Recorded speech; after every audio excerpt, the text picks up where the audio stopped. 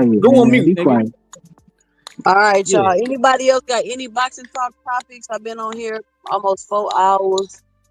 Anybody got any final 2 cents? Anything they want to wrap up with for the show? Nah, I like it better when we cuss each other out.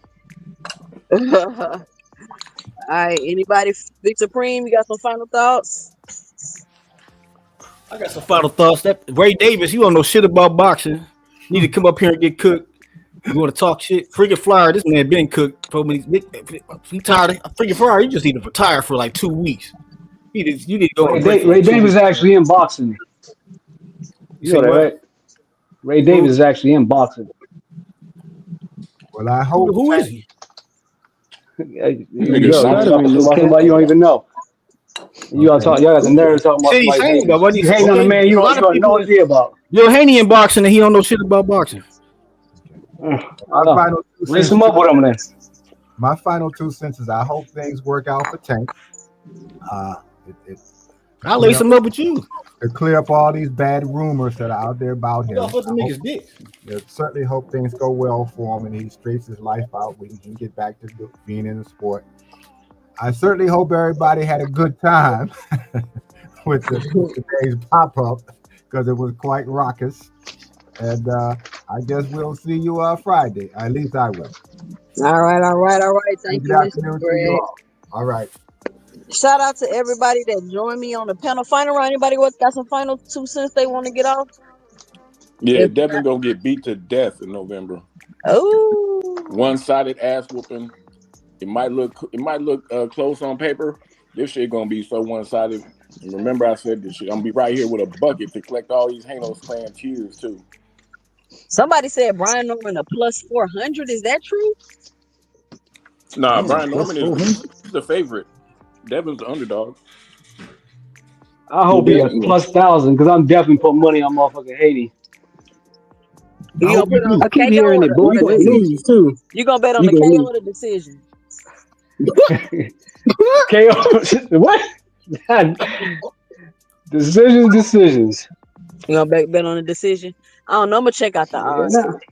Man, I'm gonna see what's cracking this shit. Fight. The fact that the fact that this is what I think, right? The fact that I feel like Devin Haney got a shot. Theoretically, Devin Haney got a shot to win this fight, but the fact that Vegas got him as the underdog, that's a huge question mark, y'all. Like that's why you keep saying theoretically, but I ain't see these odds yet, but you know what I'm saying. But it wouldn't surprise me if he is going to be, odds on favorite. It's 135 to 105. Brian Norman. Yeah, that ain't shit.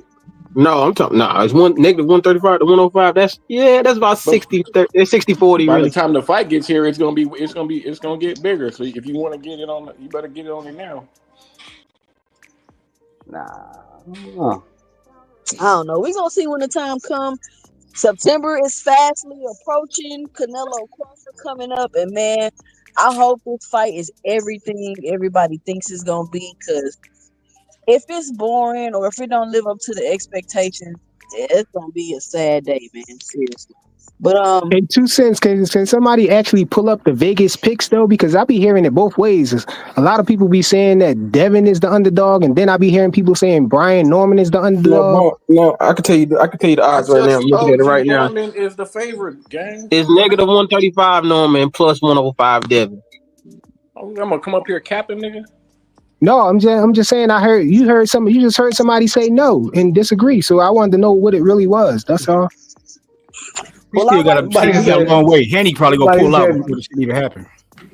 That's what the bet is. Nah, he ain't pulling out.